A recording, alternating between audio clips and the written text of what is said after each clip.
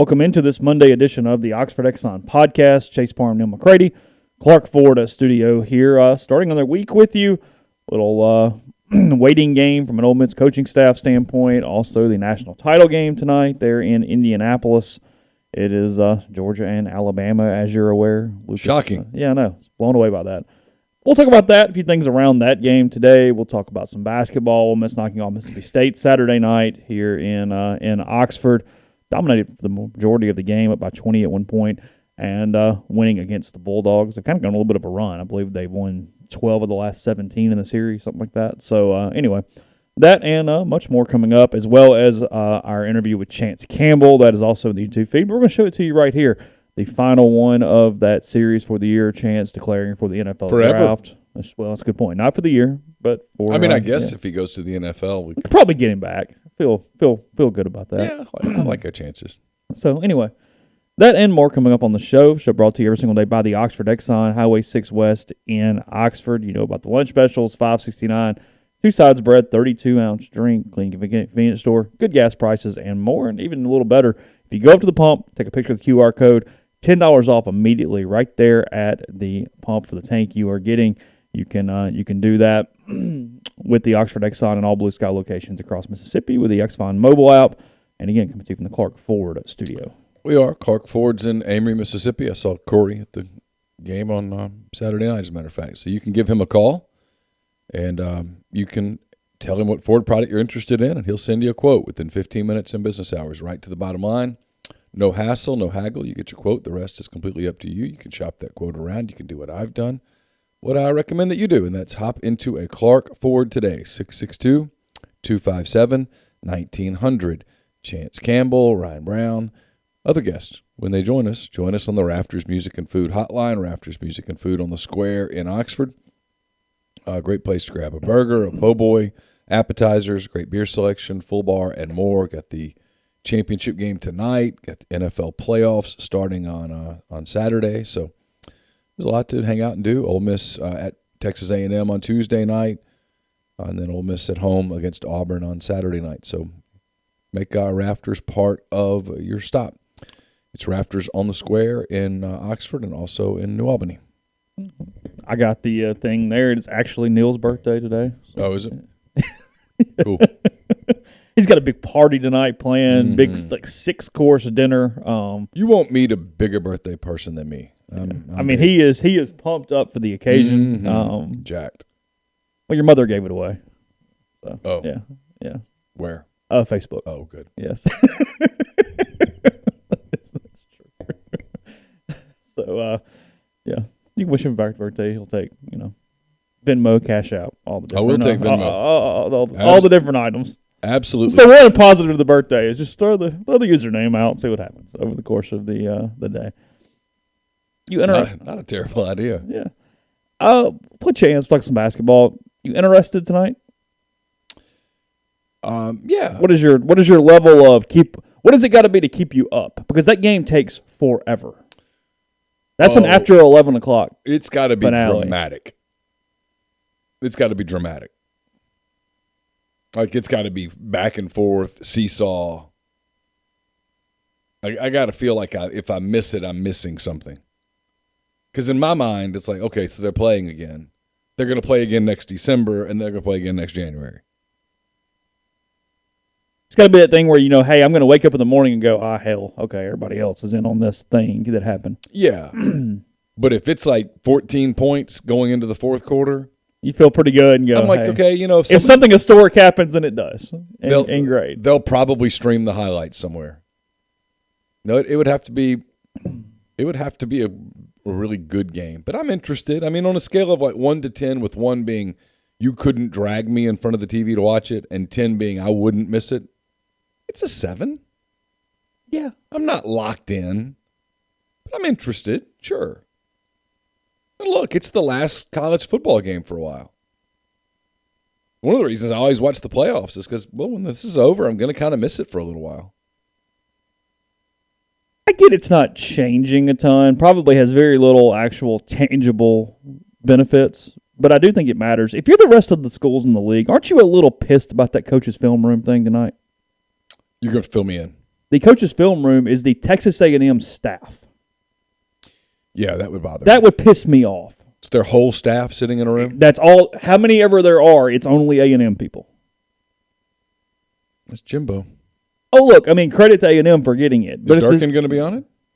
I don't know. I'm unaware.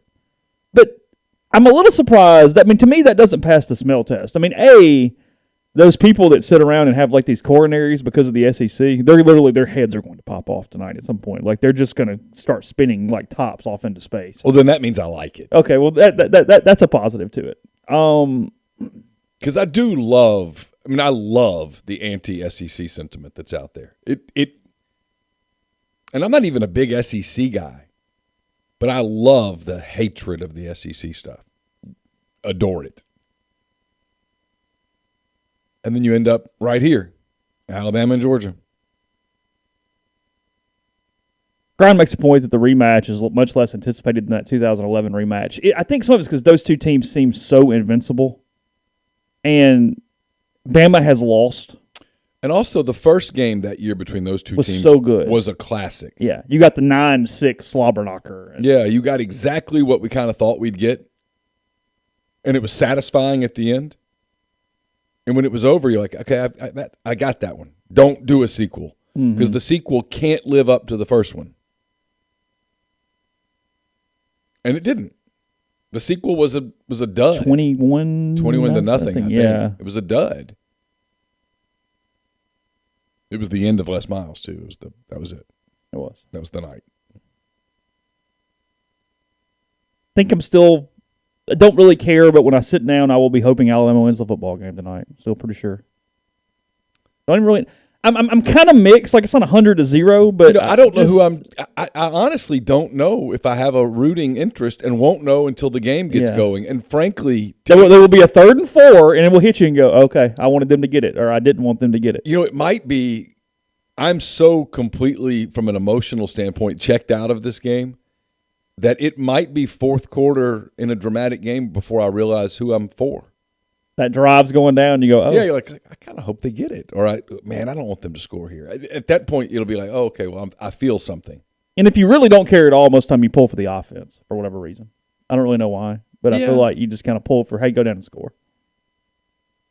So from a obnoxious fan base standpoint, the Alabama fan base has gotten to where they win so much that they're almost not even obnoxious. No, they're robots at this point.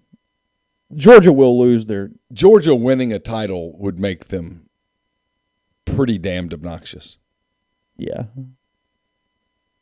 Maybe really obnoxious. But I'll tell you now, I don't see how Alabama doesn't win it next year. And so if they win it this year, we're talking about three-peat and stuff.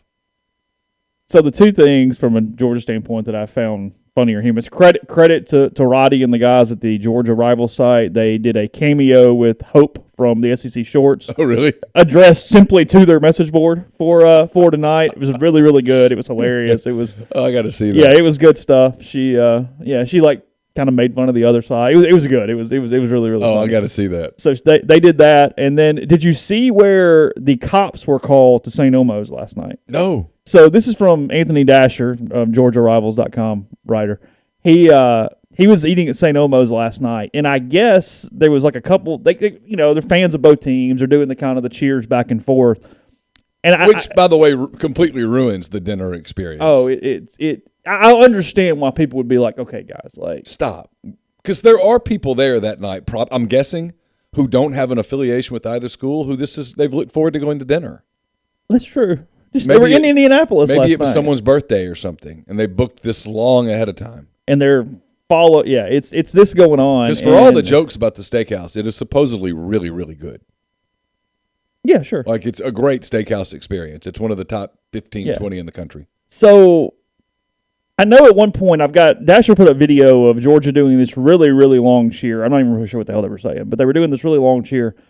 And at some point in there, the Georgia people are getting talked to by the cops, at the table, and apparently they wouldn't shut up. Just kept on and on and on and on, and finally, some semblance of police or security or something were called in. Yeah. So there's that. The plane, you're always going to get like the cheer. I don't really mind that, but again, kind of stop at some point. Like, you don't need a full hour and a half pep rally of the. Well, so much of life is about return on investment. If you don't put anything into something, you don't get anything out. If you put everything into something and you don't get much out, it's very disappointing.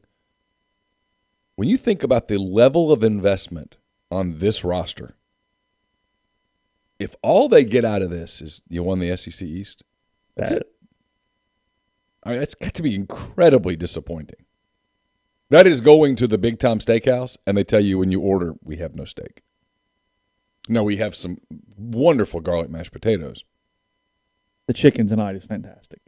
Don't have that. It's great steak. And the salad's pretty good. Can I get that old-fashioned up and crepe? No, we're out of bourbon. But I can make you a gin and tonic. It's not that it's bad. Gin and tonic's nice, and garlic mashed potatoes are good, but that's not what you had in mind. That's Georgia if they lose tonight. You got a good team, but you didn't win shit. You didn't win anything. You have bragging rights over 6 teams, the best of which was Kentucky. Congrats. And I guess you won the Orange Bowl. You did. Orange Beat Michigan. Orange Bowl champs. And for a lot of people, like Kentucky right now would take that. But Kentucky didn't invest the way Georgia invested. Oh. There's a lot riding on this. Tennessee would take that. Tennessee would go, you know what, it's cool. That's a good spot for us. South Carolina would say all in. Yeah. But all of those teams could say, but we didn't invest like that. Mm-hmm. We're not out that amount of investment. Georgia invested a lot in this roster. They have some assets tied up in this roster. There is a lot of collateral in this roster. And if you don't leave with the big ring, I just don't know that you can say that you got your at ROI. There's a lot of pressure on them. And if you lose this game and turn around next year and watch them win it again, it's tough. It's tough to start. You don't start saying the words, but yeah, you can become when I was a kid, the Houston Oilers were really good. Dan Pastorini and Earl Campbell was a superstar. My God, he was great. And they had a good defense and had good wide receivers and were good on special teams. And Bum Phillips was this character on the sideline, and they never could get past the Steelers. Never could get past the Steelers. Got close. Won some big playoff games. Beat the San Diego Chargers once without Pastorini. I think Gifford Nielsen came in and quarterbacked the game. Sure. But they never got past the Steelers. Where are they today? They're the Tennessee Titans. Nobody remembers them. Ooh.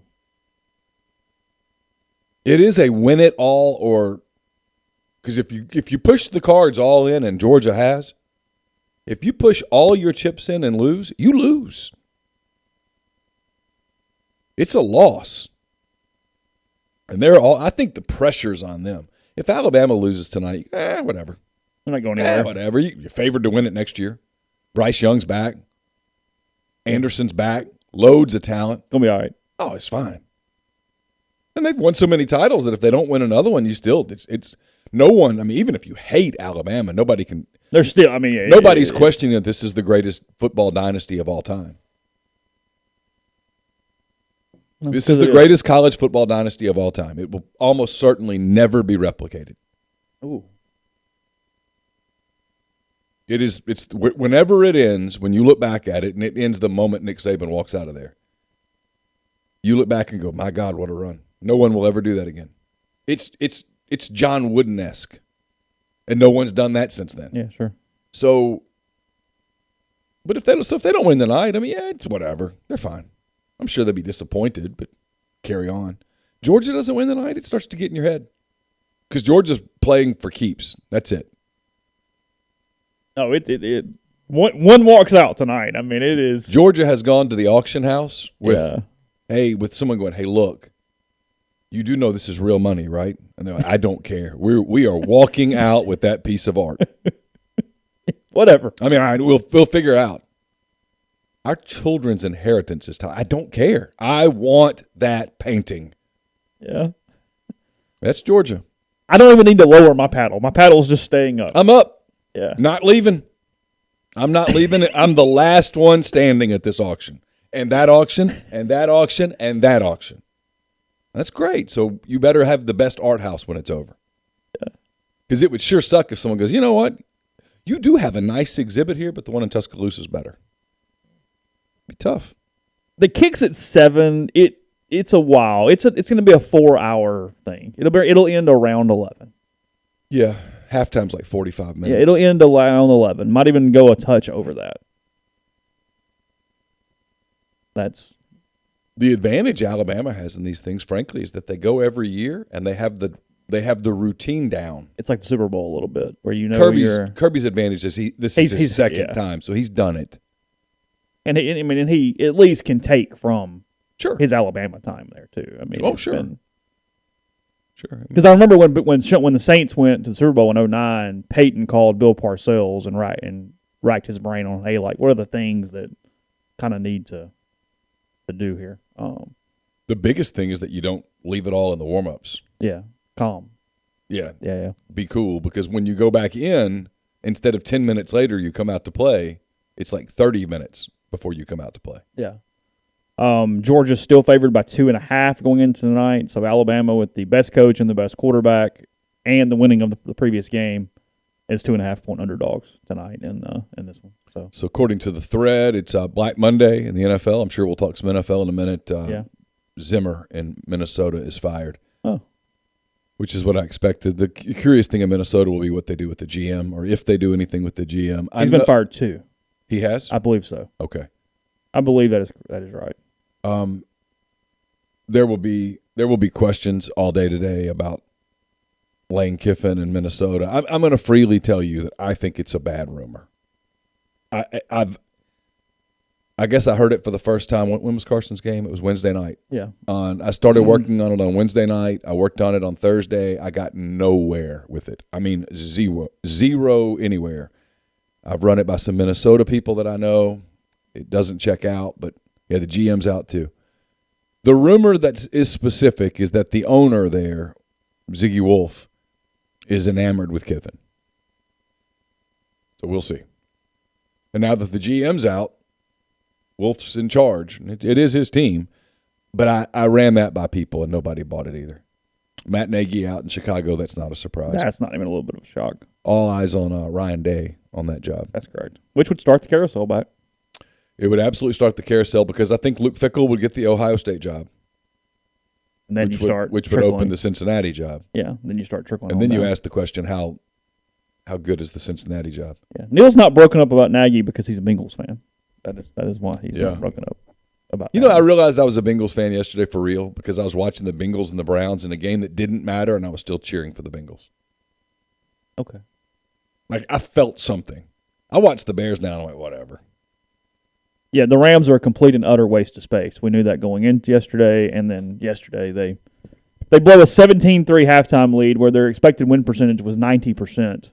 They are soft. They are soft. McVay was 45-0 in his career leading at halftime prior to yesterday, and that was the 6th biggest comeback in 49er franchise history. So, yeah, thanks, guys. Appreciate that. So soft. Let's see, we had a super chat up here a minute ago. I want to make sure we touch it. Yeah, Kyle thinks. He says, will Georgia start turning on Kirby with a loss tonight? That's probably strong. But there will start being where are we at? You might plant the seeds of a turn. Yeah, what's up? Yeah, what are we doing? This is not what we paid for. Why is Georgia favored tonight? Someone asked. Because they're the better roster. They're not doing the freak out bias on the SEC championship game. That was absolutely what this is. So, what were your feelings as the Saints? Because the Saints took care of business, and then the Niners. Well, what's sad about first, thank God, okay, because the Rams are up 17-3. They're playing well. Like, I was at a spot where I thought they were in. I mean, now look, they have no chance of winning the Super Bowl. Right. So or getting to. Because I was texting with Romero, and he was like, "Dude, we need draft picks, not the playoffs, because we're not winning anyway. What difference does it make?" And look, that is the logical, true answer. Sure. But when you get in that position, you're like, "No, let's get in the tournament. Sure, of course. Let's play next week. I want to watch another game." Yeah. And their defense is legitimately really good. So I mean, they kind of dominated the Falcons. I'm watching the Rams and sort of keeping up with it, and I was gonna make a couple like snarky tweets at halftime, and thank God I didn't. Like that's where when the game was going on, I went, "Oh God, thank God I did not do that," because I was gonna take a couple shots at the Cowboys. Like I had a couple things all lined up there, ready to go, and then I really wasn't. I had counted my chickens to the point of I didn't realize what was happening in the LA game. I was still watching the Saints. Like I sent you some stuff. I was just kind of doing some stuff. And I look up and I see the highlights of the 17-17. I'm like, oh, this isn't good. Yeah. But then the Rams, Stafford makes the big throw to Cup and they go down and they score. I'm like, okay, well, it's all right. And then when it went to overtime, you went, nah, well, and look, here's what's annoying about it. It wasn't even like it was the game that didn't matter for LA. They fell from the 2 to the 4. Yeah. I mean, it was a huge lost a home game. Yeah. No, they didn't lose a home game, but no, they didn't. You're right.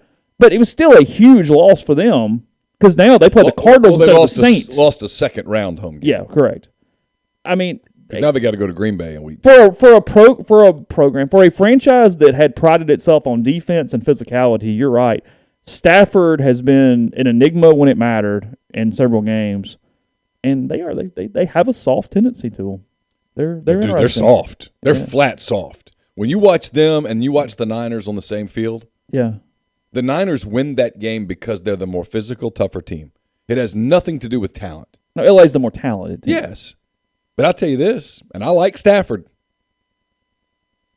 Give me Garoppolo, because at least I know I'm going to compete. Stafford's a much better quarterback. Yeah. But, man, he gets whiny.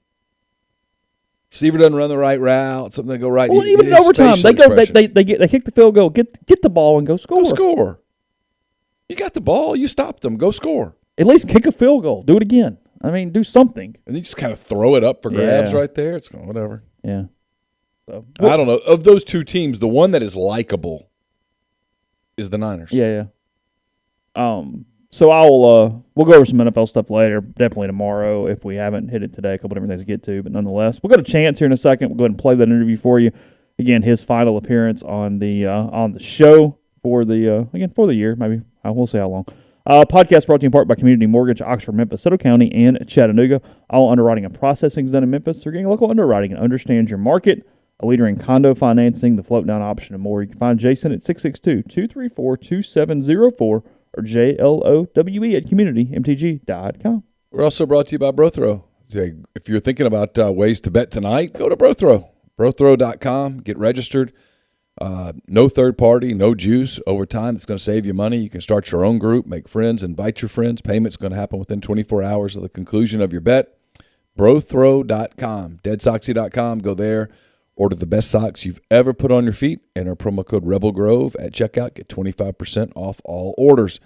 Game Changer patches are the only two-patch system in the market today that's available to stop hangovers before they start. The warm-up patch is used before or while you drink. The overtime patch used after you've been drinking to recover while you sleep. The all-natural ingredients will keep you in the game, ready for the next play. Go to GameChangerPatch.com. Enter the promo code RebelGrove20 at checkout for 20% off your purchase. Automation and Control Systems, LLC, is owned by Clay McNutt, Baldwin, Mississippi. It's a complete electrical control system solution provider and a Rockwell Automation recognized system integrator. ACS has a full-time dedicated emergency service and troubleshooting staff and a UL508A panel shop. ACS can custom tailor software packages, custom design electrical control panel solutions, and much more. To get in touch with them, go to acsllcms.com. or call 662-601-4381. Pinpoint Commercial Real Estate is based out of Jackson. They service the entire state in all commercial and asset classes such as retail, office, industrial, and land. This week's property spotlight's on the Village at Madison, located in historic Old Town Madison. It'll feature roughly 60,000 square feet of Class A restaurant, medical and professional office space, retail as well. 750 lot line residences. Pinpoint handles the leasing for the commercial portion of the development. It's located on the corner of Madison Parkway and Main Street. Cobblestone streets, iron railings, and gas lighting will serve as signature elements of the development. To learn more, get in touch with Sam Cox and BB Mitchell at 601-586-3220. Podcast is brought to you by G&M Pharmacy, 662-236-2222. They're right there on South Lamar in Oxford. Also with Tyson Drugs on the Square in Holly Springs. So take advantage of your community pharmacy. They deliver locally in the Oxford area, and they offer medicine for your prescriptions the same day each month and take care of you. One trip to the pharmacy, one delivery, and you have what you need for the month when you need it. So again, 662-236-2222, or stop in on South Lamar in Oxford. Now we'll go to Chance Campbell, technically on the Raptors Music and Food Hotline. So hang out and watch with us here as we will come back and talk a little after that.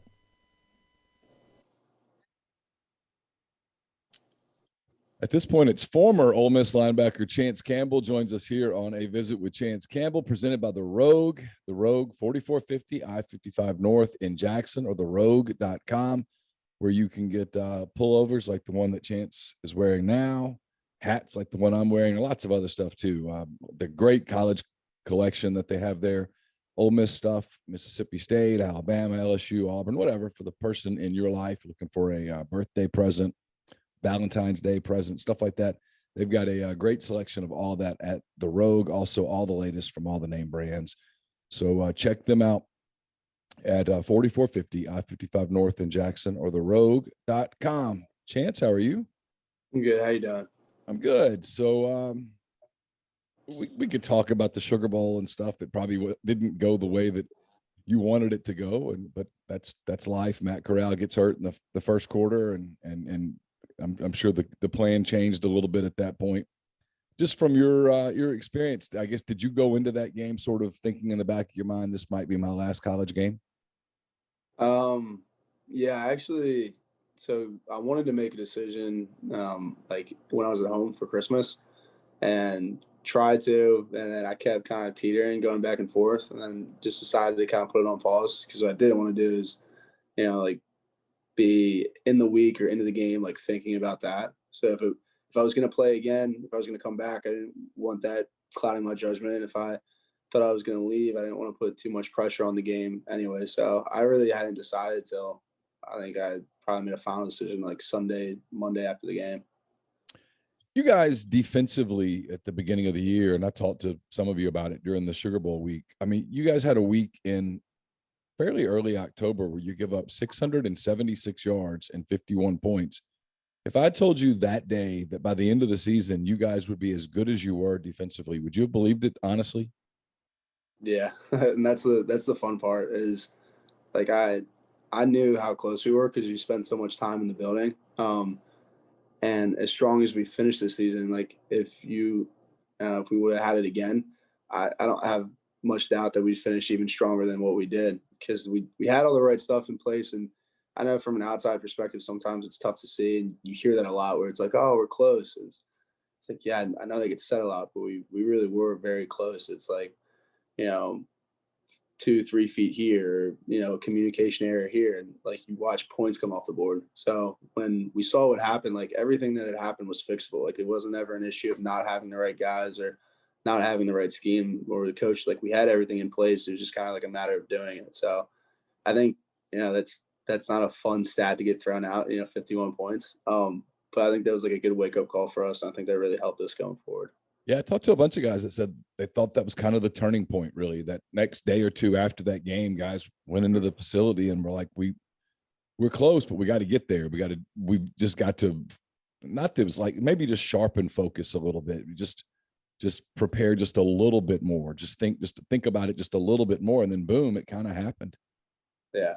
No, I think that's the cool part is it wasn't, like I think guys maybe kind of turned it up just a little bit, but that's, we weren't lacking before, and there wasn't like a crazy difference after. It was a lot of just the small things. It's like coming down to communication. Like if everybody's playing the same defense, I mean, we had some really good guys on that defensive front and in the back end, and like we had the people and we knew what we had to do. So a lot of it was just getting on the same page and understanding our own jobs as well as like kind of jobs next to us, so that we were comfortable doing what we had to do.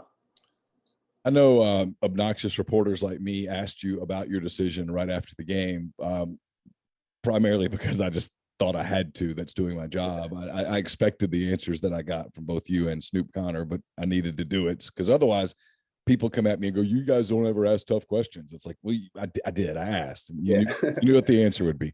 So the game ends, and you leave New Orleans, and I assume you went back home for a couple of days. Take me through the decision when you realize, okay, I've got to make a decision here. There is actually a deadline. I'm either going to declare for the NFL or I'm going to come back for another season of college football. Yeah, it was actually kind of tricky. We had my parents were great, and they, for a whole host of reasons, but I'm about to talk about, they came to a lot, like every one of my games for the most part. And so they flew a lot, and they had a lot of flight issues, and it ended that way too. My parents, my family, my girlfriend actually got stuck in New Orleans. So like I wanted to like sit down, talk it through with them and go all the way down like in person, and they were stuck in New Orleans for an extra day. So a lot of it happened like by phone and FaceTime, and we are just talking through it. And thankfully they ended up getting home, but like we kind of had made a decision. I want to say it was Sunday happened. It was probably Monday is when I kind of like, I thought about it and talked to them a lot and kind of come to that. And then they ended up getting home Monday night. So like we kind of got together. They got home late. We just talked, kind of enjoyed it for a second, and then kind of went on the back half of the process trying to get everything in order, like on that end. I sensed talking to you, and I told you at the beginning I wasn't going to bother you about it. And we didn't talk about it, you and I, but maybe a couple of times for just a few seconds. But I always sensed that you were probably going to leave and go to the NFL because that was your dream and you'd sort of achieved what you were going to achieve. But how difficult was it ultimately to kind of pull the trigger on it? Because I know you're a really thoughtful person and you put a lot of I think you put a lot of emphasis into process, including the way you prepare, the way you think, all of those things. But I could sense that there was also the emotional side of this. There wasn't just the pragmatic side. There was kind of an emotional side about what is it that I really want to do. Yeah, it was really hard, and it's kind of funny because I talked a ton with my family about it. My brothers, my sister, mom, dad. Like depending on which day I talked to them, I remember being home right after Thanksgiving. I was pretty sure I was going to come back, like I was going to stay, and I was talking about like what that would look like. My mom was like, "Did you make a decision?" And I was like, "No." Like but like I was talking as if I had already made a decision, and then like fast forward a week, and I'm talking about what life would look like if I were to declare. And my dad's like, "So are you set?" And I was like, "No, I was thinking this road." So like it was difficult. I like teetered back and forth, and like I ended up putting everything on paper, and I thought that it would be super clear when I did that, and still struggled. And I just kind of like I like making a decision and then going forward, but I had a certain amount of time.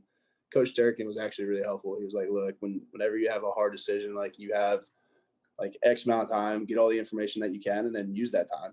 And then at some point in that process, like you'll know." And it's always like a frustrating thing when people say they're like, "Oh, you're just gonna know it." Like when you don't, you're like, "All right, well, when's that gonna come?" Because I'm really unsure right now. And then eventually everything clears up, and you get to a point where you're happy with the decision, then you kind of just make it and don't look back. So if I don't ask a couple of these tough questions, people will yell at me for going soft on you. So I'm going to ask a couple of quote tough questions here. Your brother was coming out of prep school. I think he's committed. Has he committed to Virginia Tech? Is that done? No, he hasn't committed yet. Okay. He's still figuring through things.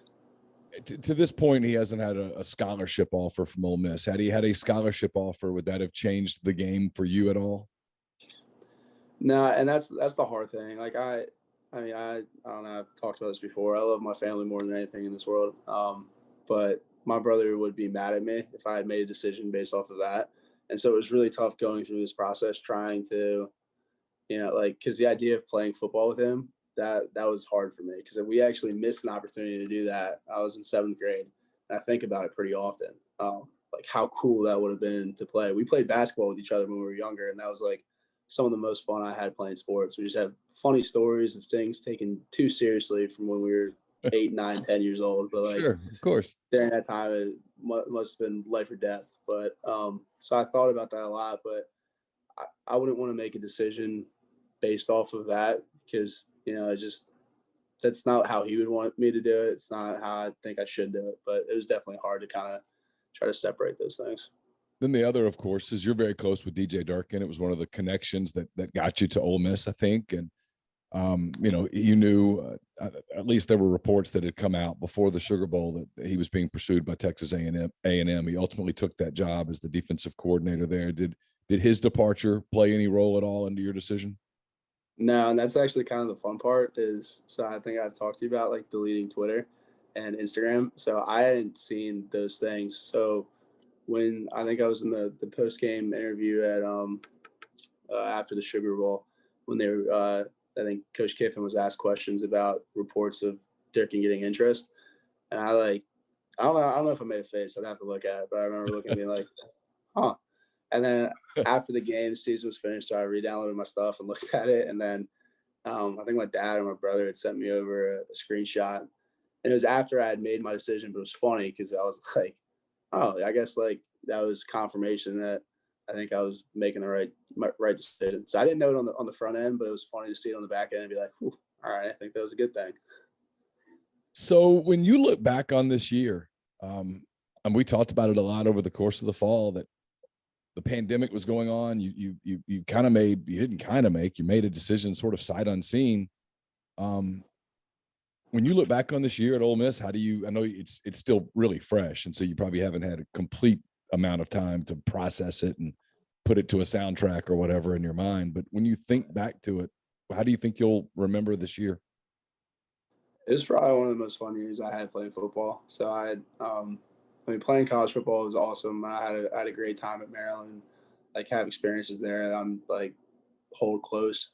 Just from like a winning perspective, I won more games here in 1 year than I did in 3 years at Maryland. So just like I never lost at Vaught Hemingway Stadium. So like that's really cool to feel like a true home field advantage. And the SEC experience is just a little different.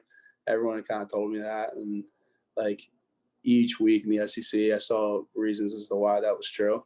And then got to play with a lot of really great dudes. Like some of the guys here, I like some of the best teammates I played with. And then coaching wise, got to get coached by like some really, really great men. And then got to spend a lot of time with Coach Durkin, who I've talked about and I think super highly of.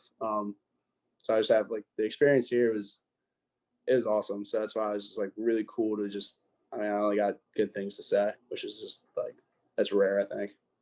Yeah, I told your dad this on Saturday. It was kind of fun. I mean, because I grew up in the South. I've lived in, Louisiana, Mississippi, and Alabama, and I've covered Auburn and Ole Miss, and my whole life has kind of been the SEC. And it's been fun to sort of see the craziness through a new person's eyes, a little bit, because it just, I don't know, like, talking to your dad and talking to you, it was kind of funny to see just kind of the reaction to, man, these people, it's fun and they mean this in a good way, but we're kind of nuts about this, the whole college football thing. And you got to, it was always kind of enjoyed your perspectives on whether it was the Grove or your first trip to Auburn or Tuscaloosa or whatever. I just always thought it was kind of funny to get your reaction to some of the nuttiness of it all. Yeah, even smaller things. So I can't really describe. So even though I have now spent a lot of time at Ole Miss, I can't really describe the campus super well. But off of Old Taylor, I lived in the flats. Like that was the apartment that I stayed in. And there, I guess there's a rec center, like a Ole Miss rec center, and there's a parking lot across from it. But I guess that's where they park the RVs. And so you see, like I want to say it was after the A&M game. I went home with my family was there. They were staying with me in the apartment, so it was a little crowded, but we were trying to get some food after the game, and we couldn't go anywhere because everything was like directed one way. So this was 2 hours after the game, and like couldn't get anywhere because it was one way. And so we ended up taking like the back road, and we saw the RV park, like, and it was just like, there must have been 20 RVs, like big, souped up, nice ones, and I was like, oh, shoot, I guess they've been camped out for a while. Came back the next morning, like to go into the facility, drove the back way again, and like probably 15 of them still there. Like, so it's just, I just remember talking to them, just like, that's wild. Like, this is not a one-day event. This is a like week-long deal. Just another example of like things being different, smaller, but it's just like things that I don't remember. So we're talking right now. You're in Florida. Tell me about what you have planned between now and the NFL draft. Yeah, just training. So it's a lot of it. You just kind of put your head down, and there's a lot of things that happen between now and then. But you're really only in control of so much of it. So like one of the things that you're in control of is how much work you can put in. So you just kind of put your head down, and you get to be in these crazy facilities where they have these super detailed plans, and they have this personnel grouping that takes care of pretty much everything you would need. So there's not a whole lot of thinking that goes into it. You don't have to do too much thinking. You just kind of have to show up on time and work. So that's kind of the fun part. It's like your job now. So that's kind of what I got planned for the next couple of months. So you've proved people wrong in football for a long time. I know it's just probably part of the chip on the shoulder that you're pretty humble about, but I know it's there. The NFL people, there's always maybe he's a step slow, or he's not quite big enough, or all of that stuff. What is the one or two things that you think you sort of have to show in combine settings, which is not football, by the way, in combine settings to sort of erase some of those doubts? Yeah, I think that's definitely one of them. They talked about it's a speed thing. It's funny to me because it's just always interesting how those things arrive. But if the tape isn't the athletic display that they'd like to see, I'm excited because I think that that's something that I can kind of disprove and dispel. So definitely the 40 is always a big deal for linebackers. So I think that's something that I'm going to have to work on. And then, it's always interesting to see the dynamic of what people try to critique or try to praise. So like the size thing has always been an issue. And I just also find that interesting because, 6'3", 235, like I'd like to say that's, one of a good size backer, and then if I'm 245, then I'm probably going to be too slow. So, but I think a lot Where of does those that things, stuff come from? I mean, is it media created? Because it's not just media, right? I mean, it kind of gets churned into the football realm, and it becomes a reality, whether it is or not. It's like people are like, well, he's undersized, and I'm like, well, he's the same size as a lot of people who play linebacker in the NFL, but yet that stereotype or that tag gets put on you, and man, it's like gets super glued on you from a media scouting perspective a little bit until you're somehow able to rip it away, I guess. Yeah, I'm not really sure too because there's been this change in the league where they wanted 255-pound linebackers, but I don't think they could touch both sidelines of the field without getting gassed. So like now the mold is guys who are a little bit lighter, they run a little bit better. So I think that's something that I do well. I think I can cover sideline to sideline. So it's interesting to see where the speed thing comes from and the size deal. I don't know. I actually got labeled at 240. So I was 240 before I came down. Played the season around 235. But one guy weighs 240. He's a big backer. Another guy's 240, 235, and he's small. So I'm not really sure where that comes from. But the thing that's always been kind of encouraging to me is, I don't like when I'm playing, they're not like, oh, he didn't make that play because he's too light. And I don't think I've had a lot of those. And I don't think I've missed plays because I'm too slow. So I think a lot of my plays have been, I guess I'm a smart linebacker and I diagnose plays well. So I guess I'm not athletic. I just pick things up well. You get tagged as cerebral. And I'm like, man, he's hitting big people that are running really fast. I mean, there's more to it than being cerebral, but I don't know. I'm always amused by it. I mean, we in the media were terrible about it. We tag people. We create a storyline, and by God, there's no deviating from it. You just stay on it, and even when it's proven false, you see that in all sorts of things beyond just sports. It's just it's a real media negative. It drives me nuts that you can't change over time. Like you'll see them say that a quarterback, for example, he can't read defenses, and then 2 years later he's reading defenses, and they're like, well, he didn't used to read defenses well. I'm like, well, he was 19. I mean, he got better over time. That was the point. And man, we put a label on somebody, and that's that. Well, I think the good news for that, and something that it was hard for me, especially when I was younger, because I was like, no, you guys think that? Like, that's what I am? And it used to bug me, but now it doesn't. I'd be lying if I say I don't hear some of those things and try to stack a chip on. And that's, I think that's part of who I am. I think that's served me well to this point. But the other part is I had some great advice one time. It's you can't accept praise from people you wouldn't accept criticism from. And so sometimes when I see the things that people say, and I'm like, oh no, they're wrong.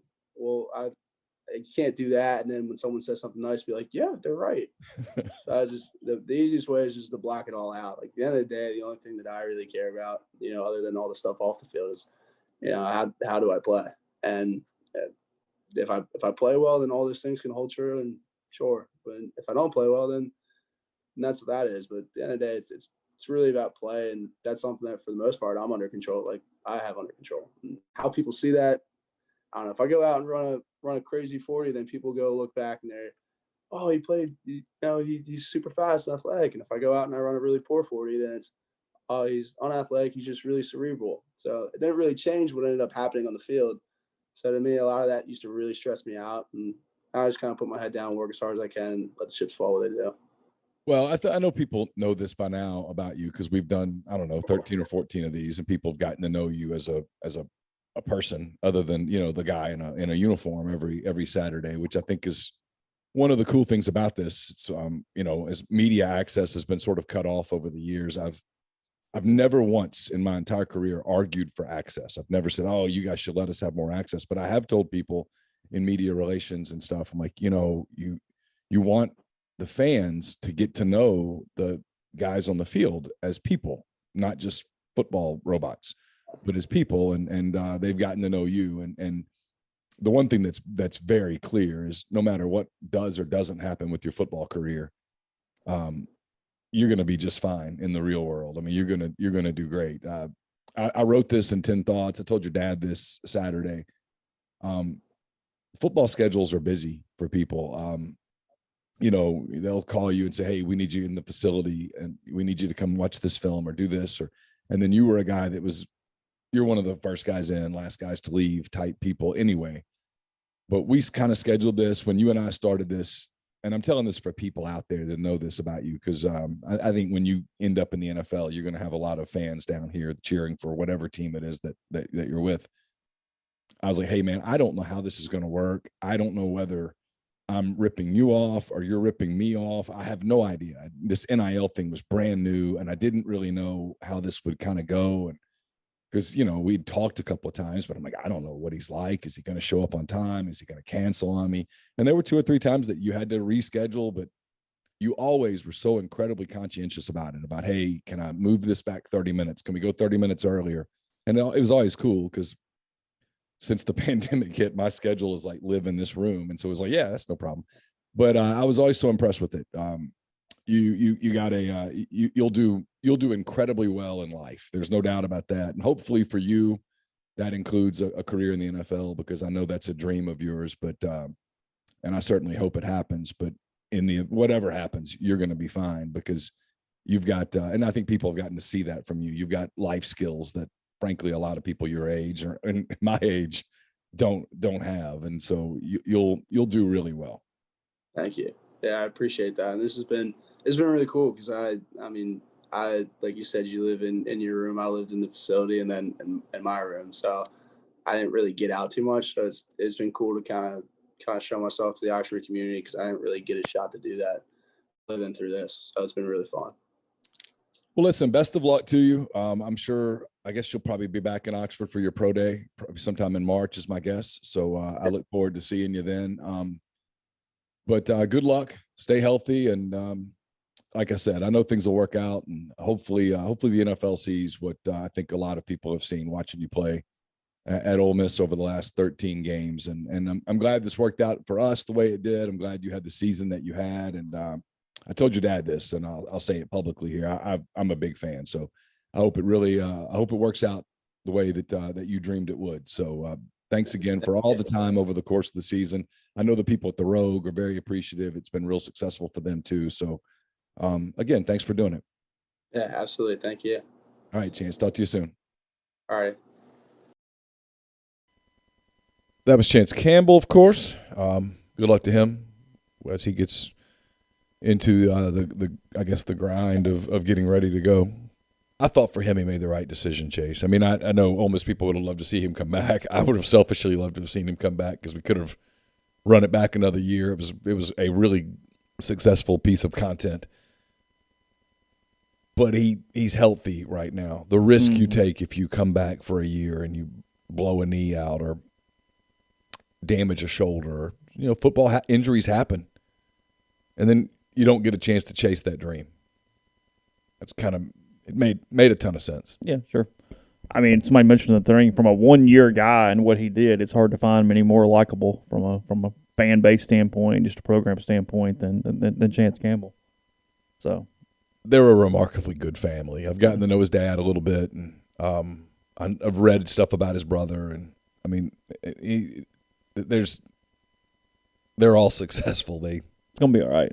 Yeah, he's gonna be okay whenever he does. Be okay. It's gonna be all right. So we'll talk some basketball in a second. Before we do that, I'll tell you about Northeast Spark, NESP. ARC, it service people across rural communities. 2 packages, the Ignite, the 100 Mbps, or the Blaze, the 1 gig that powers the Clark Ford studio. I've got it at home as well. Your hometown team bringing you world-class broadband. That's nespark.com, 662-238-3159. Phone service, parental controls, network security, a wireless mesh extender if you need that as well. So call the office for details and, again, get the best internet here in Lafayette County, 662-238-3159. We're also brought to you by Comer Heating and Air. Southern Air Conditioning and Heating, different names, same great products, same great services. If you live in Oxford, Tupelo, or the surrounding area, get in touch with Comer at 662-801-1777. If you live in Hernando, Memphis, or that area, get in touch with the people at Southern at 662-429-4429. Also brought to you by Landman's Fine Jewelry in Oxford. Valentine's Day is, about a month and 4 days away? Correct. It's the hallmarkish of Hallmark holidays, and a lot of people expect something on Valentine's Day, and so you got to take care of that. Highly recommend Lammon's, 1126 North Lamar Boulevard in Oxford. They've been serving the Oxford area for about 75 years. Engagement rings, wedding rings, fine jewelry, watches, pearls, fashion jewelry, children's jewelry, collectibles, and more. Lammon's is the gold standard in fine jewelry, so get in touch with Alan and Nancy King and the people at Lammon's at lammonsfinejewelry.com, or call them at 662-234-2777. Also brought to you by the College Corner. It's your one-stop Rebel Shop. 2 locations in the Jackson area. In Ridgeland, it's next to Fleet Feet. In Flowood, it's next to Half Shell. If you don't live in Jackson, just go to collegecornerstore.com. Plus, you can find them on Facebook and Instagram. They've got the largest selection of Rebel gear in central Mississippi. Podcast also brought to you by Nick's Tan & Associates, nickstanoxford.com, 662-281-1200 for either side of the home buying process here in Lafayette County. The buy side, the sell side. I've used them multiple times. Give them a chance as well. Clay DeWeese, Keith Graham, their team of associates, people you can trust in the real estate business. So, again, here in the Oxford area, if you're looking for your new home, if you're trying to sell a home, 662-281-1200 or nickstanoxford.com. Along those lines, I assume we're still kind of waiting on a decision from Chris Kiffin whenever he decides what he's doing as far as joining the Ole Miss staff. We believe that he has an offer that he can take. We'll see where that goes. It was not yesterday. Last I heard, he had not made a decision. He thought within a day or two probably would do that. But leaving the NFL is a thing that is tough to do from a pitching standpoint. You get those jobs, especially with him, where he's got that second job. Yep. That's that means you've got a job for a long time, and getting out and then trying to get back in is a complicated process. So I understand why Chris is taking some time for this one. Well, the quality higher salary here, but quality of life, frankly, you're not recruiting, is better for an NFL assistant than it is a college assistant. Yeah. There's just no question about it. People can talk all you want. It's a more professional setting. It's a more of a professional workload. Now the season itself is a grind. But you're not out recruiting. You're not doing photo shoots with 16-year-old boys. Mm-hmm. You work with men, and it's different. And you and I talked about this yesterday. I mean, the people that I know that have gotten into the NFL, they don't really want to leave. They like it. It's the ones that leave are the ones wired for the college game. Yeah, and that happens. And Chris was a very, very good recruiter, and so he might miss. He might be wired. He might miss that part of it. I don't know. The chase, if you will. I've not spoken to Chris since Covington, Kentucky, when he was there for the NCAA hearing. So it's been a while. You and Billy Bob and the Parrot and yeah, the whole deal. Who all was there? It was me, And the It wasn't Billy Bob, was it? What was it? Billy Boy. Billy Boy. It was. What was his name? It's JHV. Yeah. I'm not going to dox him, even though it's all over the internet. Who else was there, though? What of the media? Was there more? Ben Garrett was there, I think. Okay. Wasn't Ben there? I don't remember. I can't remember. Because you're just sitting in the lobby. Yeah. Oh, I got up early. I went to the workout room. I'd work out, and then I'd go sit.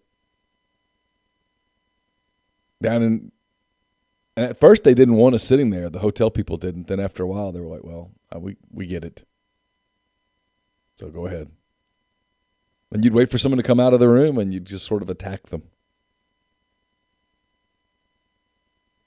Attack them is about right. Hey, Yeah, you had to chase them down. Kind of small school reporting, too. You figure out who knows something, who can you meet later, who can you talk to, what can you do. Yeah.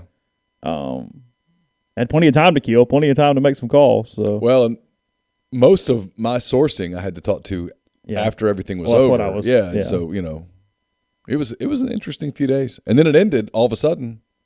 And I was like, well, there's no point going all the way home to turn around and go to California. So I just flew to Chicago to saw the Cubs play a couple of games. It's great. It's like a little vacation for myself. It's a more pleasant experience around Chicago than the previous time you and Chris were in the same place for the draft that night. So that's true. It's been that's true. Been a little bit of a better one.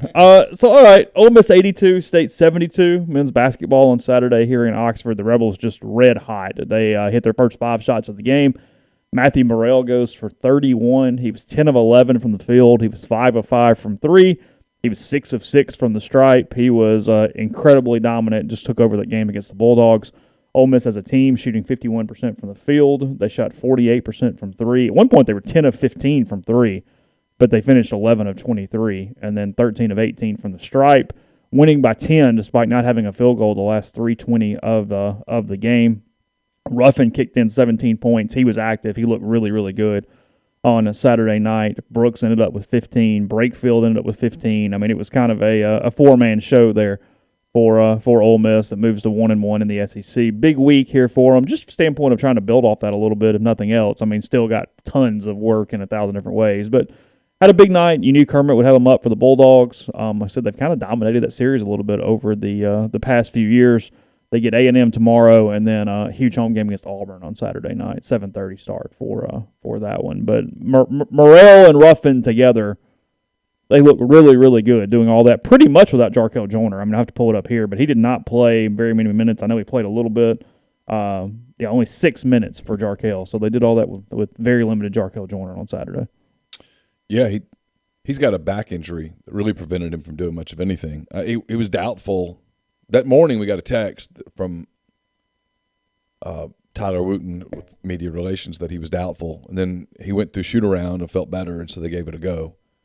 But he couldn't do much, and I think it tightened up on him at halftime because I don't think he played at all in the second half. Look, I wrote about this. They've got these 3 highly recruited young players that they've been able to win recruiting battles. Deshaun Ruffin and Jamin Brakefield after he went to Duke for a year, and Matt Morrell. And they actually form the nucleus of a good team. Now they got to play like they played the other night, but Matt's starting to play with a lot of confidence. Matt was highly recruited, was viewed as a scorer coming out of high school. He was inconsistent as a freshman, and now, I mean, he's the guy. Does he have the talent to be the dude? Yeah, of course. Yeah, I mean, he's a great-looking player. He does a lot of things really well. And I think Ruffin's better than people thought he was going to be. I had my doubts just because he's small. That cat is quick. Mm-hmm. He can do things with the basketball. He's a lot of fun. I mean, he was going up against a very good SEC point guard in Molinar. I think what you want about State. Now, State's talented. State's a good team. That is a talented team, and Molinar is a tough dude. And Deshaun kind of got the best of him on Saturday night. And then, look, Brakefield's not the elite prospect that he was hyped up to be, but he's a very good player. He plays with good angles, and he does things. And when he gets dialed in, and that for him has been the challenge, he's kind of the guy that will take plays off, loses his intensity for a minute, but when he's dialed up, and he's had to be since Robert Allen went down, he's important to them.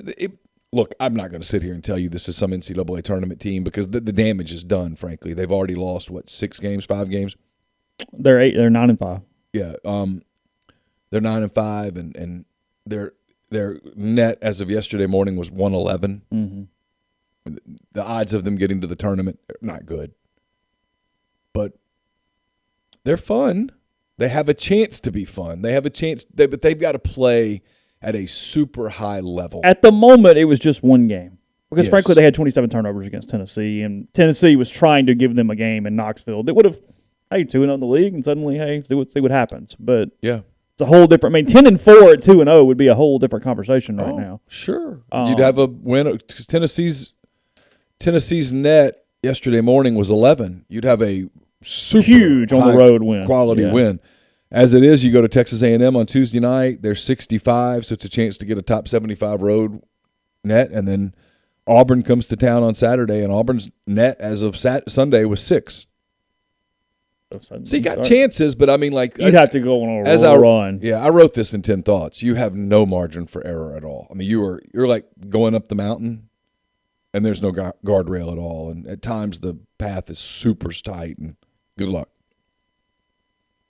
But if you enjoy watching a young team, They're fun. I'm not going to do this deal where, it's a young team, but nope. It's college basketball. It's his 4th year. I mean, it's a young team, but he also has veterans. I mean, Brooks is 25 years old. But, they do have another high-quality recruit coming into the program, the big kid from, I think he's from Georgia. I can't remember his name right off the top of my head right now. We'll see. When they are playing well, they are really fun. I think that's the obvious thing about them is they can be an incredibly fun team because of Morrell and Ruffin. And I mean, Ruffin's got a chance to be dynamic and a fan favorite as long as he's here. I mean, he's pretty special from that standpoint. Sure. Because he did. I mean, he was all up in that dude's grill for most of the game on Saturday night. What did Deshaun shoot? I'm looking to see what his numbers 5 were. 5 of 13. 5 of 13, 3 of 8 from 3, 4 of 6 at the line. Yeah. 8 assists. 4 turnovers.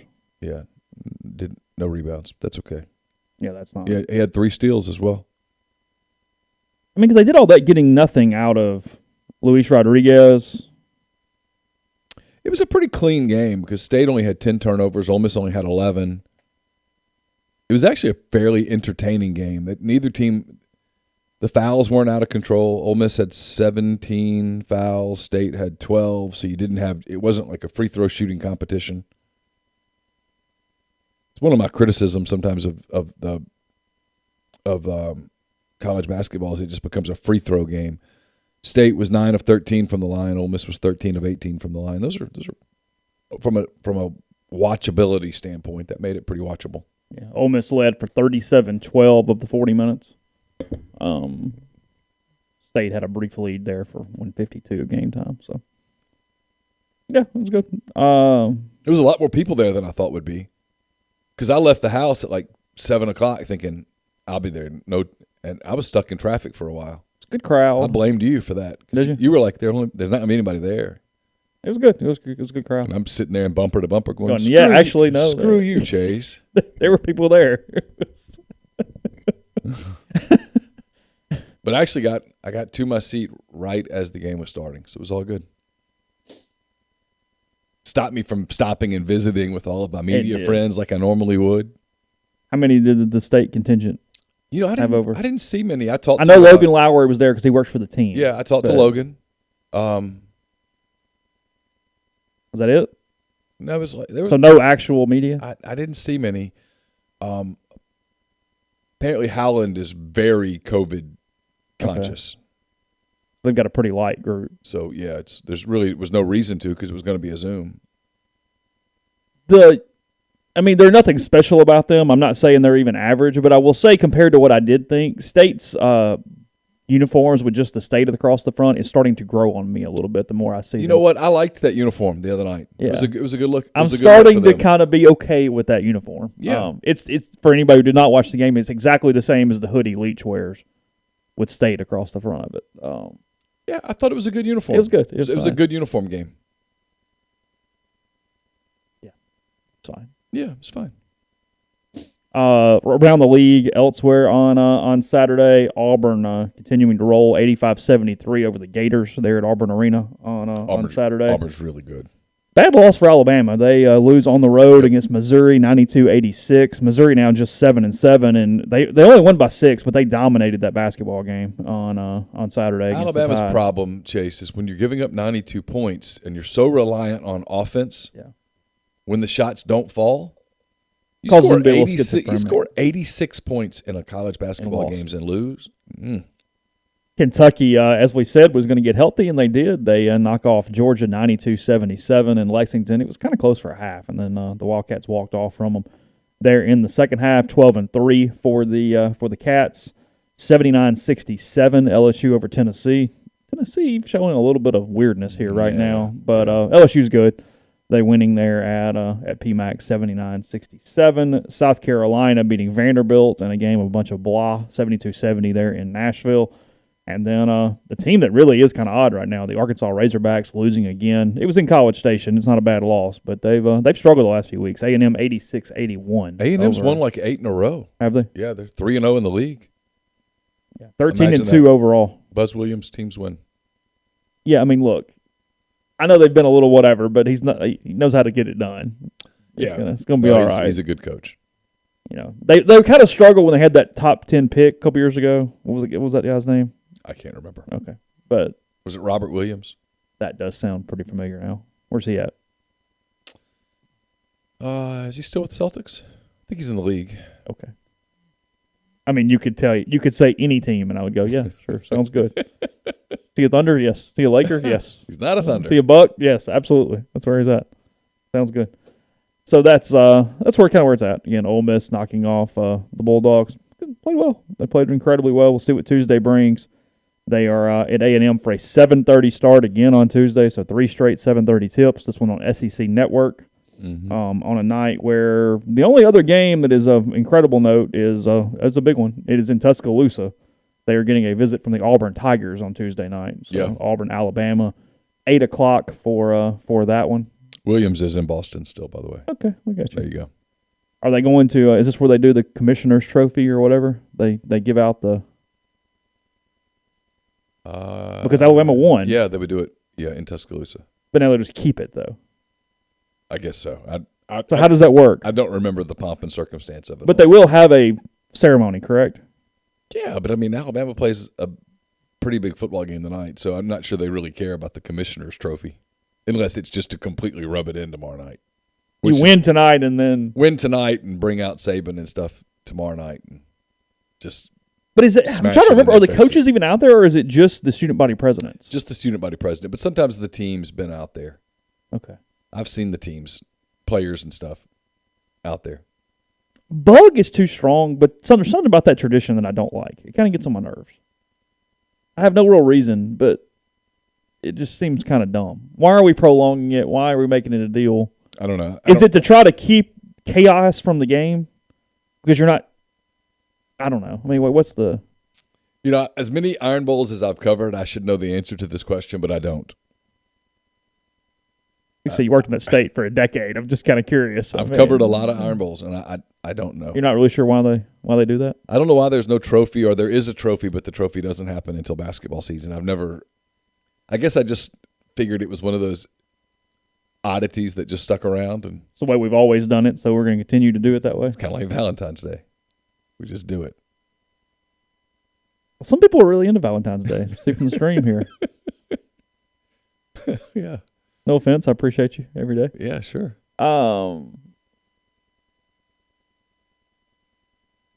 Mostly women who go, no, it's a great holiday, though, right? It's not the men going, oh, yeah, let me tell you, Valentine's Day is where it is at. I'm all in. I know you. You're a big Valentine's Day. Big Hallmark holiday guy. Yeah. It's like Mother's Day or Father's Day. So you're going to pick this one day of the year to be like, hey, Mom, I love you? You're right, but I will give more of a pass on those two. That's a little different. But shouldn't you always kind of like? Well, you should, but I don't mind the emphasis on that because you're not. So this is the one day you're going to call your dad? No. But on Mother's Day, there's never the moms are not all getting together on Facebook and going, "Well, I got chocolates and a bear and flowers and Well, some, no, that's true. and some jewelry." That's true. There's no Facebook competition. No, it's not an arms race on Mother's Day. There's no Instagram competition on Mother's Day. It's a good point. Fair enough.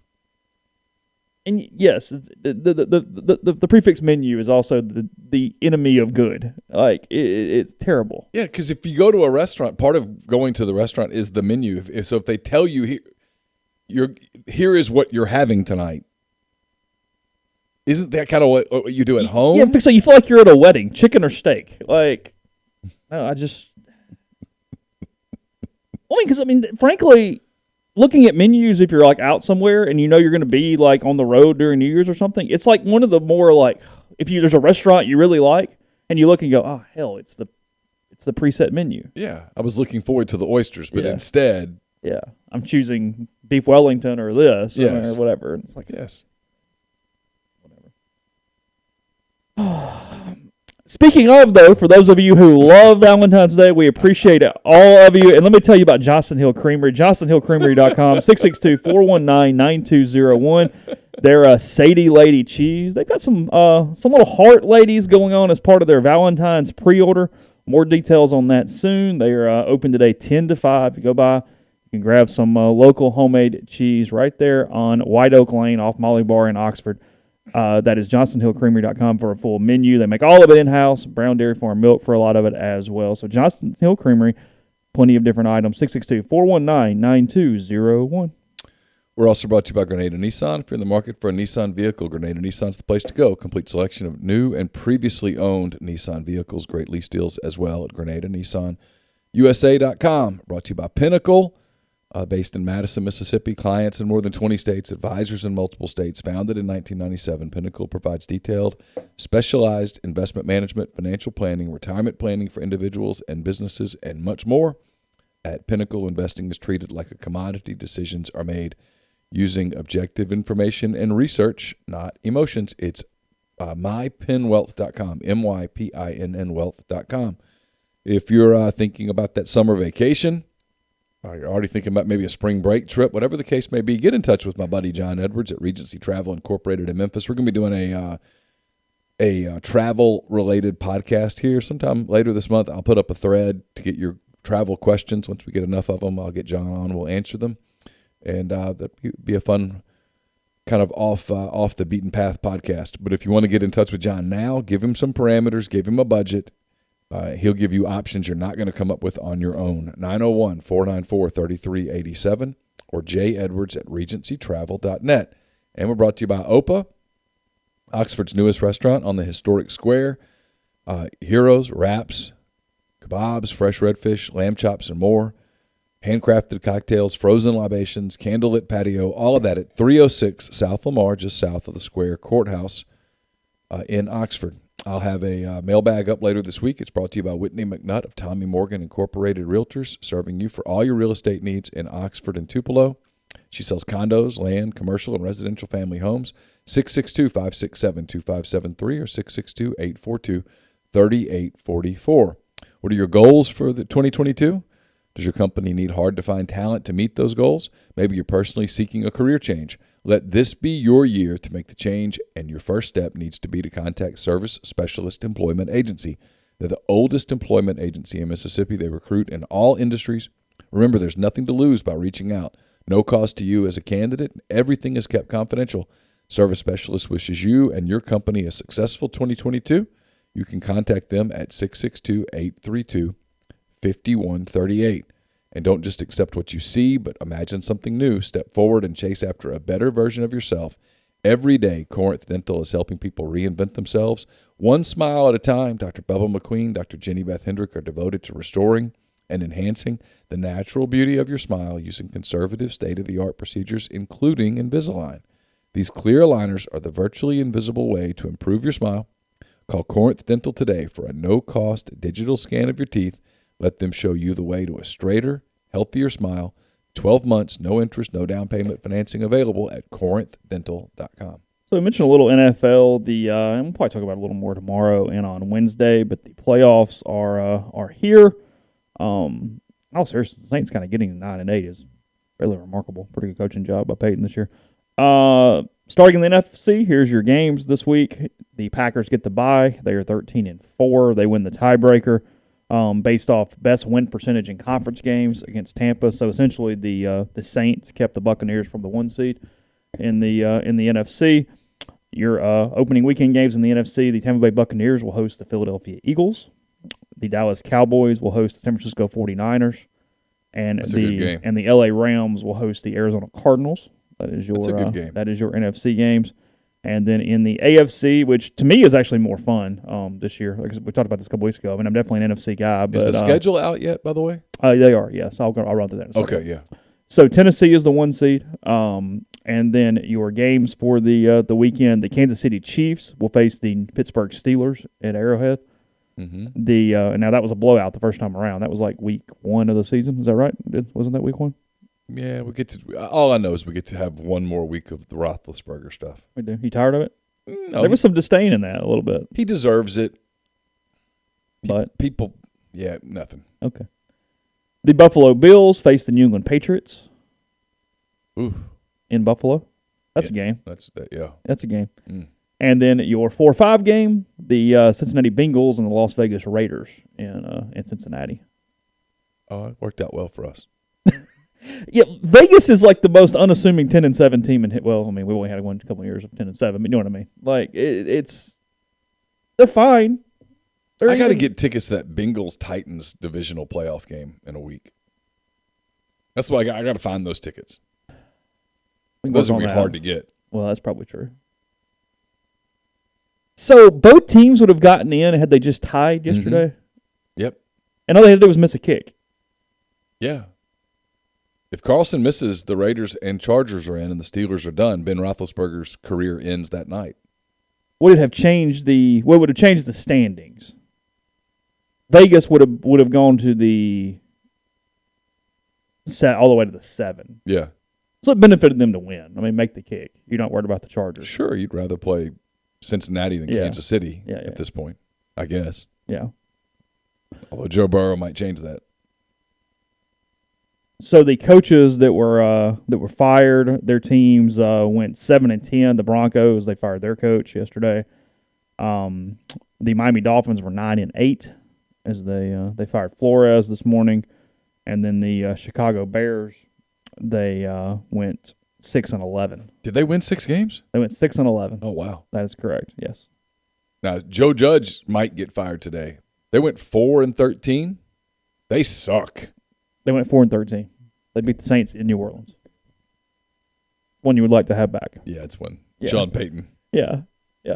Because had you go 10-7, it would have been a problem. When Sean Payton's just out for a walk, that's the one that hits him and puts him in the even more so than blowing the Falcons game. Sure. They just didn't play very well that day. It's kind of whatever. I mean, rivalries in the NFL are kind of whatever. That's not really a thing, but nonetheless. Yeah, that damn Giants game, though. I mean. That's a tough one. Oh, and again, they had no chance. I mean, like, it is what it is. It's fine. All right, so your games, let's see. What's the give me the schedule. I'm giving it to you. All right, wild card weekend. Because I love NFL playoffs. For whatever reason, it's like my favorite thing. It is. Okay, so we've got a Saturday doubleheader. Yeah. At 3:30, Raiders Bengals. Oh, cool. At 3:30 on Saturday from Paul Brown Stadium in Cincinnati. The night game that night is New England at Buffalo. Okay. So 7:15 in Orchard Park. That's right. They did that. They handled that well. That's the way you want to do that. So far, give me Patriots button Bills at night. Let's do the whole I'm totally in. On I Sunday, get a triple header on Sunday. On Sunday, kind of getting this game out of the way. It's the correct schedule. The Eagles and Bucks. That's the noon game. Yeah, that's the noon game. Okay. Get it out of the way. We don't care. So that's my 10 weekend thoughts. Barring an upset, we don't care. No. Move on. Okay. And then your 3:30 game is San Francisco Dallas. Ooh, done. Done. And then your 7:15 game, it's Pittsburgh Kansas City. Yeah, it's perfect because that's fine. I'll be tired. I'll be ready to go to bed. And then on Monday night, you get Cardinals Rams. Yeah. I'm not crazy from a viewing standpoint. I would rather that be the Sunday night game and the Steelers Chiefs be the Monday night game. Yeah, I guess so. But this is the first year they've played a playoff game on Monday night. Yeah, and I'm not crazy about that. And I don't know how it was decided. My hunch is that it's lower seeded teams, that they weren't going to make the Chiefs play a Monday night game. And also for the Cardinals, that's easy travel. Oh yeah, it's boom. That's a 45-minute. I mean, you're up and down. Yeah. So it's not affecting it where it's going across the country and right. Seahawks and Saints where you're going. If the Cardinals were to win the game and turn around and play the next week, it's not like they had to fly across the country. No, and they would be headed to one of those division winners at that point. Yeah, and then after that, it's on you. Oh, you're playing, you're in. It is what it is. So that's your schedule for. Actually, next week is the best week. You like the divisional round? Oh, it's the best. It's the best weekend in sports because the games are all legitimately good, almost every time. Yeah, I mean, Cincinnati. I mean, Bengals Titans would be a hell of a game if we get that one. So if it goes by chalk, what's the divisional playoffs? It would be Packers, Rams, Cowboys. Who's the three? Hold on a second. Yeah, if it goes chalk, it is Titans, Bengals, Chiefs, Bills. Yeah, I mean, totally in. And then in the NFC, if it goes chalk, it is Packers, Rams, Bucks, Cowboys. Yeah, 1,000% in on all of that. Yeah, those are your. Don't you know the Cowboys? I mean, they look up and see Tom Brady and the Bucks in the playoffs. Oh my God. Oh hey. Yeah, no, that's the last person you want to see.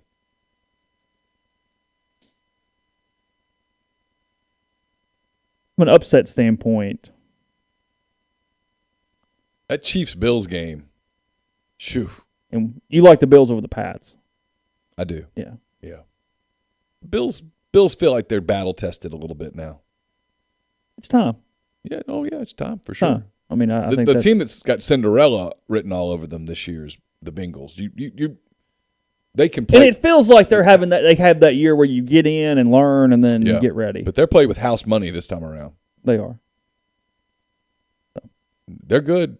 Mm-hmm. I mean, they are loaded on offense, and they got everybody off. I mean, Chase called a pass, got out of bounds, didn't play again. Mm-hmm. I don't even think Burrow was there. The Titans tried to throw up on themselves against the Texans yesterday, but they figured it out, in the game.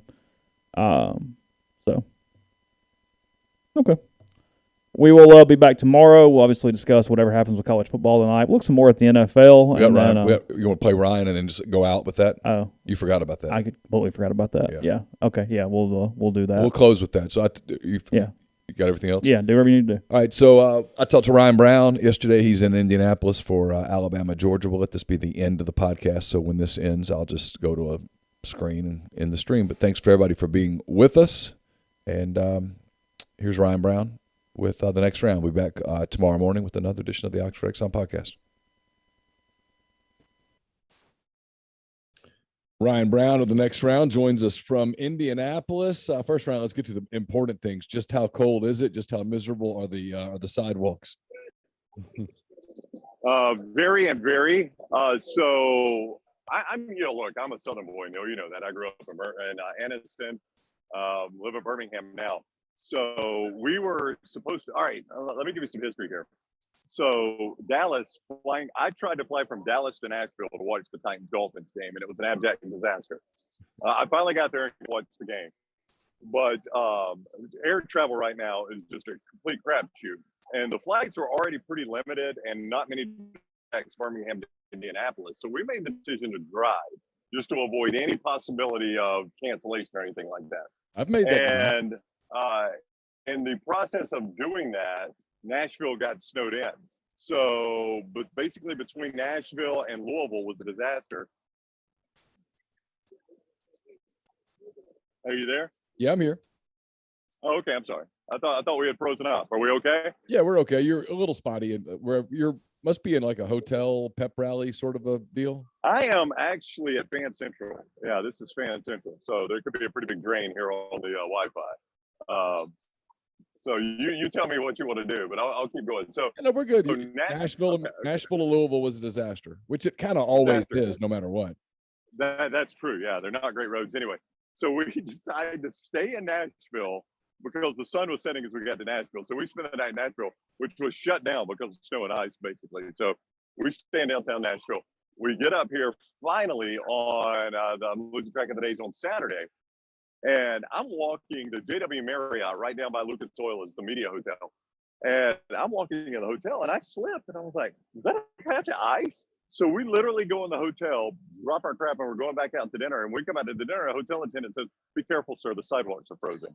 And literally in like 20 minutes, the sidewalks had gone from walkable to frozen. The high today was 34. That was this morning. It's getting down to 17. This is not southern weather. It is not southern weather. And they look, this game is here in Indianapolis because they wanted to put it in the Big Ten footprint at some point. And that's the only way the Big Ten can see the national championship game is for them to bring it to the Big Ten. All right, but this is a cold spot for it.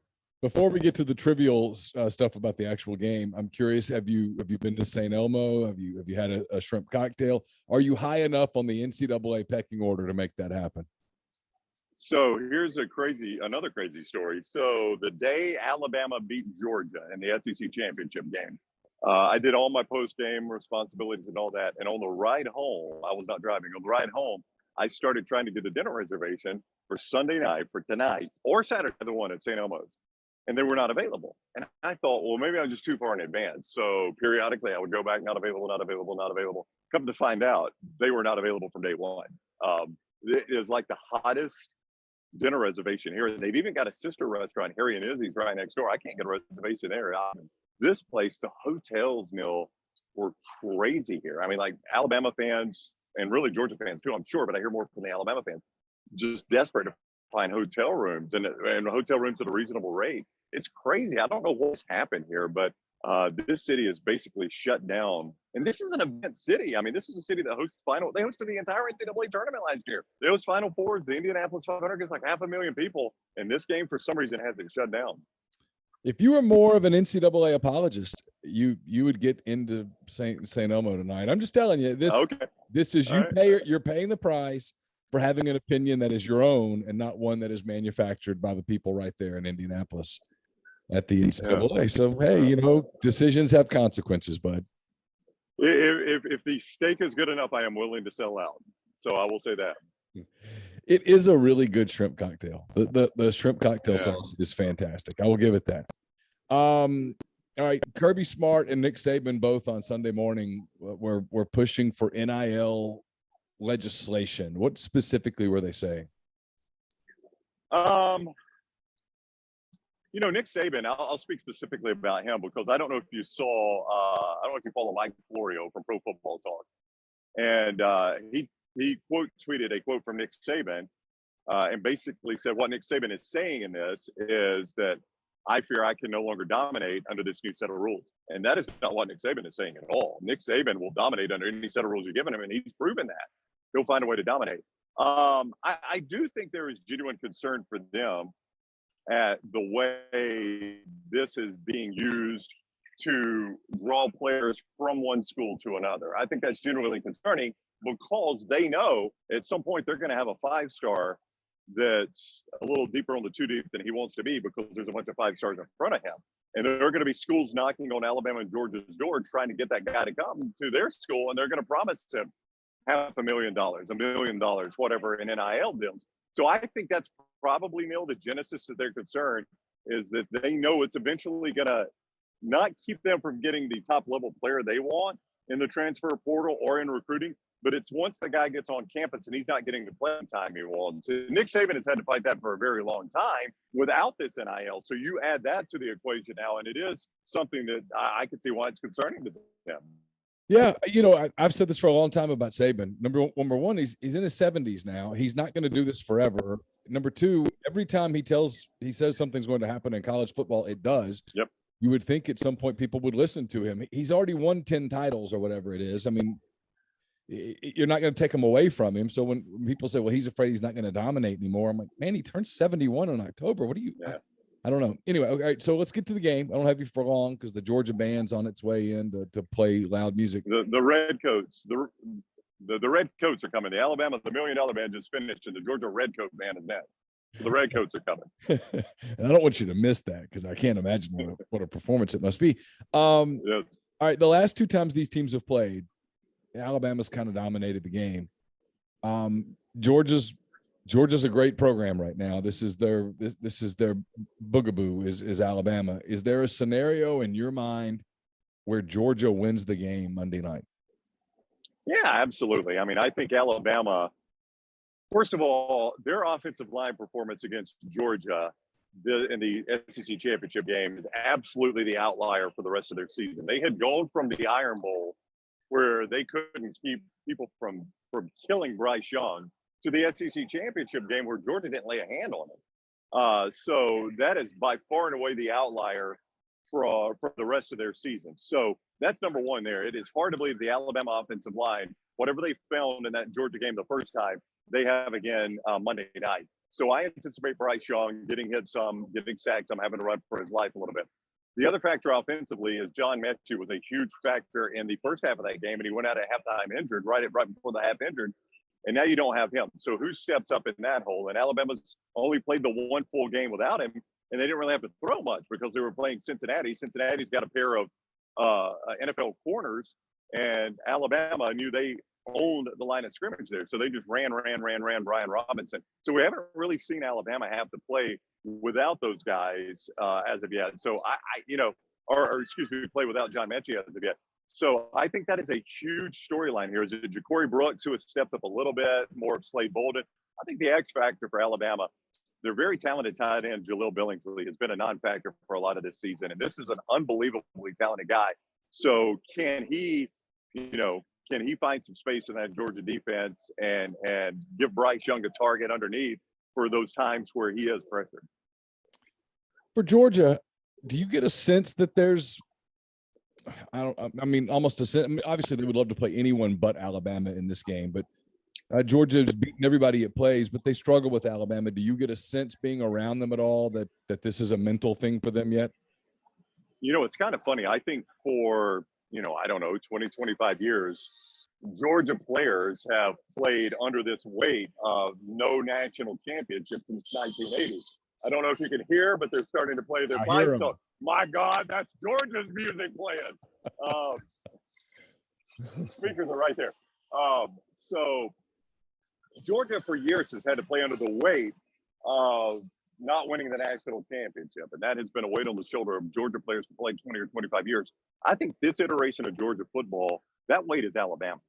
They have just never been able to conquer Alabama. 2017 had them in the national championship game. Alabama won in the most devastating fashion possible for Georgia. They swapped to a freshman quarterback at halftime. He gets sacked and it hits the game-winning touchdown on you. 2018, that freshman quarterback that had killed you the year before, you're actually controlling. He gets knocked out. You go to his backup that he replaced. He leads them to a comeback.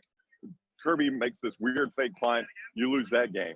They go to Bryant-Denny in Tuscaloosa. They lead at the half, and Alabama looks very, very normal. Alabama blows them out in the second half.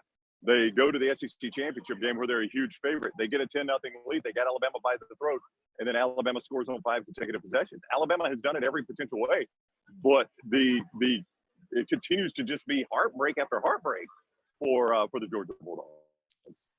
All right, so real quick, if Alabama wins, what's it mean to the program other than like the 22nd championship in 4 years or whatever it is? What is it? Is it just ho-hum at this point, or is this one special?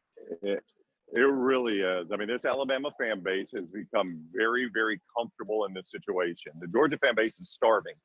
You can hear it from them. You can see it in them. The Alabama fan base. The SEC championship game, an Alabama road game. Now, you covered a lot of Southeastern Conference football. You've seen how Alabama travels. That stadium, Mercedes-Benz Stadium, might have been 80-20, maybe 80-20 Georgia fans. I mean, the Alabama fans just did not show up for that game. They've just become, and by the way, the Georgia fans at that game thought that they were showing up for a coronation. They really felt that was the national championship game, because if you beat Alabama, they're probably not in the playoffs, and you'll run through anybody in the playoffs. That was your national championship game. Now, all of a sudden, you got to beat them again. Yeah. And all of a sudden, you got to beat them again. So this Alabama fan base, and you lived in this state, you know how bad this is for an Auburn fan. Their two most hated teams are playing. And you talk to almost any Auburn fan, and it would surprise a lot of people to hear this. They're pulling for Alabama here because of what you just said. They'll tell you Alabama's got a billion championships. What's another one? It ain't changing that fan base. That fan base is who they are. The Georgia fan base, as I had an Auburn fan put it to me, they're as every bit, if not more obnoxious than Alabama fans, but at least Alabama fans have earned some right to be obnoxious. And Georgia fans haven't done that. So I think for Alabama fans, same old, same old. For Georgia fans, this would be a ton of pain that they would be bearing here in Indianapolis. Could it be the beginning of a Georgia dynasty if they got over the hump? I mean, he's recruiting at a super high level. He is. I mean, I think Alabama's going to be really good next year, though, Neal. I mean, I think it's not going to shock me if it's these two teams for the SEC again next year, maybe in this game again next year.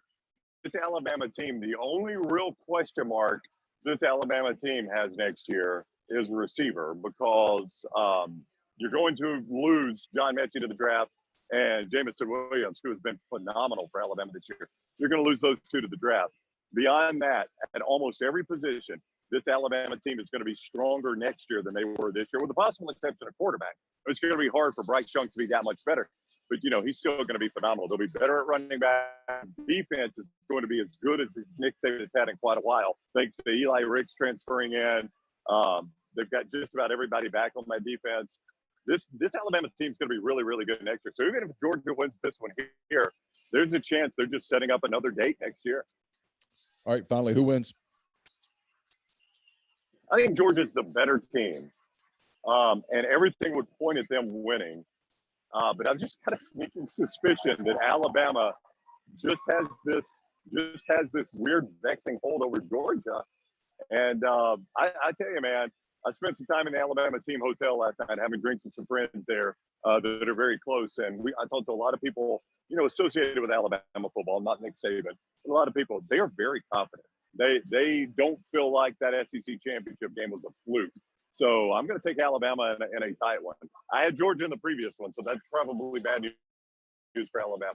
I've got Alabama in a real tight one, too, for the same reason you just said. I just think they kind of have a mental thing over Georgia. And until Georgia wins, I'm going to ride with Alabama. But, hey, listen, I know you're busy. I don't want you to miss the band. Thanks for spending some time with us. And enjoy Indianapolis. Don't fall. Well, thank you. We got AC/DC now. We're a little thunderstruck here. The Red Coat Band coming in. So it's a heck of a party. I'm going to go try not to slip on the street. All right, buddy. Be good. All right. Take care, Neal.